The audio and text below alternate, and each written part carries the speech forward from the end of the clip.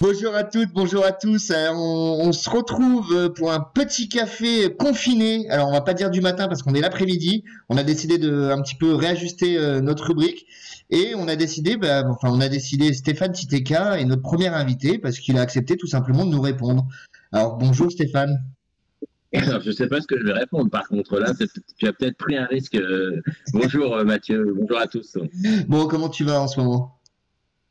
Je vais pas mal. Je fais partie des privilégiés qui ont de l'espace, qui ont un jardin, j'ai malgré tout, par rapport à mes copains intermittents, la chance d'avoir pas mal bossé juste avant, de pas trop me poser la question des heures juste après. Donc je suis comme tout le monde, j'attends que ça se passe. On a la particularité d'être toujours sur un projet. Donc, on est en train de parler d'un truc qu'on va faire dans un an, dans 2 ans.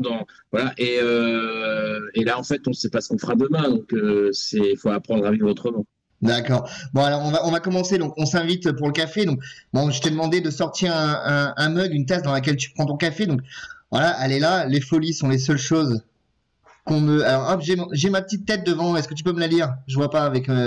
Les La folies décalée. sont les seules choses qu'on ne regrette jamais, c'est d'Oscar Wilde. Et ben voilà, et ben c'est une très belle phrase. Bon, alors moi c'est beaucoup plus terre à terre, hein. C'est un mug que mes enfants ont fait avec un petit cœur qui est un peu effacé, mais voilà. Donc Oh, c'est mignon, papa Mathieu. c'est mignon, voilà. Ce confinement, ça permet aussi, voilà, de recentrer un petit peu les choses sur soi et sur la famille. Donc toi, t'es rentré chez toi, t'étais en tournée juste avant que les annonces autour du coronavirus soient faites. Explique-nous un petit peu comment ça s'est passé. J'étais en Allemagne même. On était en Allemagne avec le choix des âmes quand on a appris que fallait qu'on. Enfin, on s'est dit merde, on va rester bloqué à la frontière puisque la première allocution, on était en Allemagne. Nous, on jouait à 20h, donc il a parlé à 20h. On est sorti, on a appris que les écoles étaient fermées et on repartit le surlendemain, donc le samedi. Et on a vu une vraie différence en fait dans les aéroports parce qu'on est passé par Zurich et ensuite par Charles de Gaulle. Et clairement, ouais, il y a entre l'aller et le retour en 5 jours, on a vu quelque chose qui a été très différent en France, très, voilà. Et nous, c'était, est-ce qu'on va réussir à rentrer chez nous? Et en Allemagne, comment était un petit peu l'atmosphère? Elle était aussi angoissante qu'en France ou pas? Tu l'as senti comment? Bah, c'est-à-dire qu'en fait, nous, on a senti que ça montait. On a joué le jeudi soir, ils fermaient le théâtre le vendredi.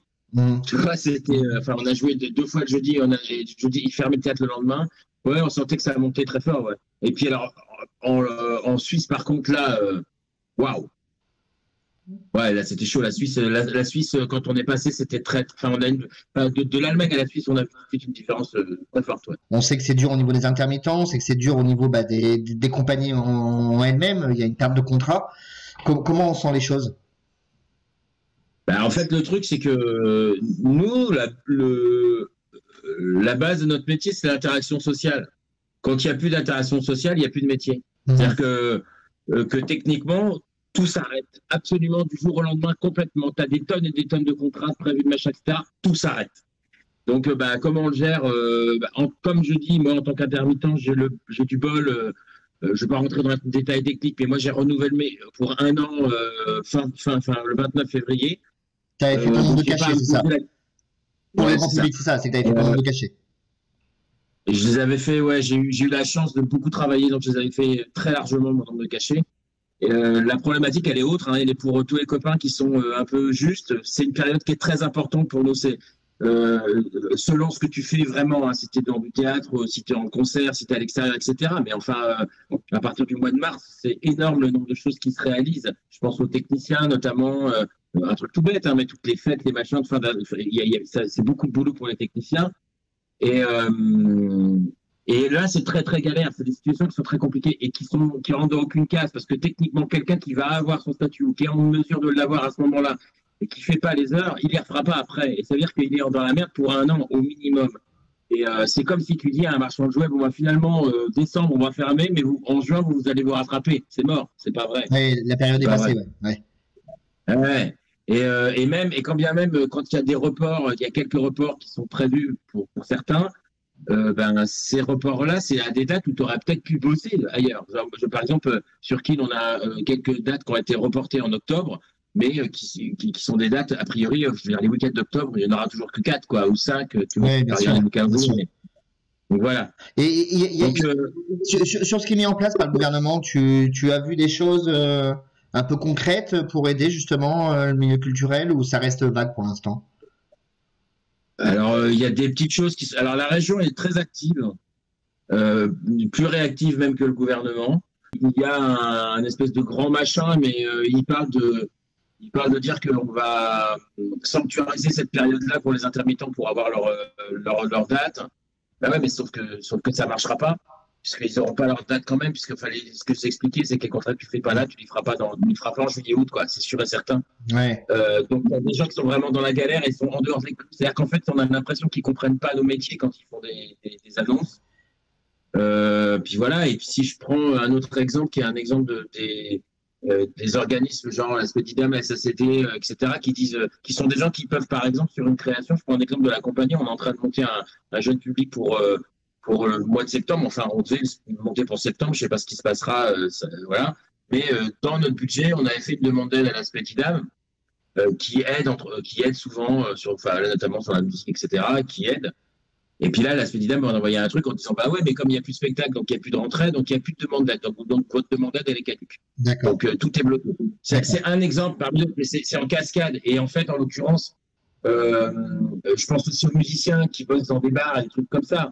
Là, en l'occurrence, les bars, ils les prêtent plus. Oui. Mais est-ce que les bars, ils sont en train de morfler comme des malades, ils vont les prendre cet été? Je ne suis pas certain. Est-ce qu'il y a un risque de voir des structures s'effondrer? On sait que c'est souvent sous le mode associatif, c'est compliqué. Tu disais, vous faites pas mal de jeunes publics, par exemple, donc là, tout est fermé, tout est bloqué, en fait. Il y a un risque sur la survie des compagnies, des structures associatives qui font...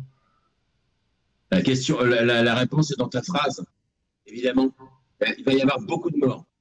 Mais pas simplement dans le monde culturel, mais je vais prendre l'exemple de notre compagnie. On fait des spectacles, les contrats sont annulés, on intervient dans les écoles et on intervient en atelier, on fait de la formation et on fait des stages pour les enfants et les adultes. Tout ça s'est arrêté. On a un permanent qui ne peut pas bosser, on a des services civiques qui ne peuvent pas bosser, on n'est pas retourné dans les locaux de la compagnie depuis 10 jours maintenant. Quand on prend nos formateurs, c'est des gens qui sont payés pour les heures qu'ils font. Et nous, on a fait le choix aussi de les prendre en CDI, pour certains en CDD pour d'autres, mais c'est des CDD et CDI qui sont... Le fait de notre activité fait qu'on ne va pas dire on va donner 15 heures parce que ça va bouger en fonction. Donc ça ne rentre pas dans l'activité partielle. Donc ça veut dire qu'aujourd'hui, si on ne décide pas de dire on va payer quand même les cours, eux, ils n'ont rien. Ils ont rien du tout. Donc là, nous, ce qui s'est passé au niveau de la compagnie, c'est le bureau a décidé d'envoyer un message aux adhérents en disant bon, vous n'allez pas avoir vos cours, mais bon, on ne va pas les rattraper et vous faites action de solidarité parce qu'on va pouvoir continuer à payer les gens qui auraient dû vous donner les cours. D'accord, ouais. Mais c'est super compliqué. C'est super compliqué. Ouais. D'accord. Donc en fait, on a les chances qui continuent à passer parce que juste pour qu'on entende bien le discours qui est de dire ouais on va tout geler machin etc, moratoire quoi qu'il en coûte, la réalité c'est que l'URSSAF, audience etc, ils sont tous passés, hein. Ils ont tout tiré le pognon sur les comptes, hein. C'est vrai, pour les compagnies tout est passé, donc là en l'occurrence nous ce qui nous fait tenir c'est que on avait provisionné un petit peu d'argent, on a du fonds de roulement un tout petit peu, mais on a pour la créa et qu'on prend sur l'argent de la créa et on ne sait pas où on va pour la créa, quoi. Le risque à très court terme, c'est de dire bon bah cette créa là on la fait pas, hein. Tu parlais que la culture ne s'éteint pas, t'en es un bon exemple. Alors on voit derrière, tu as une belle bibliothèque. Elle te sert de décor, puisque toi, tu as décidé de profiter de cette... Ça se décolle pas là derrière? Comment? Ça se décolle pas le poster derrière? Non, ça va. Il tient bien, il tient bien. Tu as un beau fond vert, enfin, tu travailles bien la vidéo, c'est propre. Mais toi, tu as décidé de faire de la lecture théâtralisée pendant cette période de confinement sur les réseaux sociaux, sur YouTube. Comment ça t'est venu cette idée? C'était quoi le but? Alors donc j'ai écrit une pièce il y a 2 ans qui s'appelle Temps de réaction, qu'on va, si tout va bien, monter en 2021 au Festival d'Avignon. On devait le monter pour 2020 et je suis très heureux que finalement ça soit repoussé d'1 an parce que je ne sais pas du tout ce qui va se passer pour le Festival d'Avignon cette année. En tout cas, ça ne démarre pas très bien. Et puis de cette pièce, parce que ce personnage m'avait vraiment habité, et je pourrais presque faire alors attention, je vous préviens tout de suite, ça va pas être très beau, mais Vous allez voir mon bureau et en fait, vous voyez, là, voilà, ça c'est mon bureau et ici, vous voyez, ça c'était le plan de la pièce en fait avec les différents trucs. Et là, je vais m'asseoir à côté de ma chaise, on va faire un truc. C'est hyper intéressant ce café confiné. Euh, Et donc de cette pièce, en fait, j'avais pas terminé, j'avais pas Enlève ta vraiment. tasse, enlève ta tasse, enlève ta tasse. Voilà. De cette pièce, j'avais pas terminé avec les personnages et j'ai décidé d'écrire un roman. Toute la période où j'ai commencé l'année dernière, à peu près il y a un an. J'ai écrit ça en 2 mois et demi, 3 mois, quand on était au Théâtre de l'Œuvre avec Keane, et parce que j'avais beaucoup de temps. Enfin, j'étais expatrié, parce que j'étais parisien pendant cette période-là, donc j'avais plus de temps, c'était un peu différent. Et j'ai écrit ce roman, et puis je savais pas trop quoi en foutre de ce roman.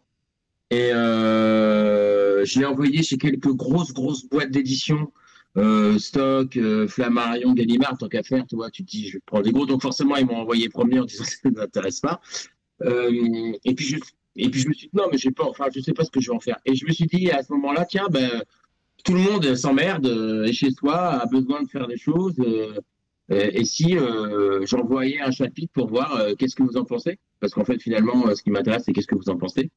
Et puis, les retours ont été, ouais, vas-y, continue. Donc, j'ai enregistré juste tout à l'heure le chapitre 6 et 7. Et puis, j'ai 47 chapitres, donc on peut être largement confiné à un moment. Et voilà. Voilà, c'est comme ça que moi, j'avais envie de réagir. Plus, tu parles de lecture théâtralisée, plus en tant qu'auteur que finalement comédien sur ce coup-là. Très bien. Et Stéphane, est-ce que tu as un petit mot de la fin pour conclure ce petit café confiné? Non, je voulais juste, je fais pas de la lèche, mais je trouve que vous faites un vrai beau boulot là sur Infotour en ce moment. Merci. Ça fait partie moi, l'appli 37 degrés, c'est le truc que je regarde le matin, c'est chouette. Et puis on a des vraies infos et on sent un peu les choses. Et puis juste, ouais, le soleil brille dehors, dans nos cœurs, on va s'en sortir. On va juste changer de la manière de fonctionner pendant quelques temps. On a une petite parenthèse.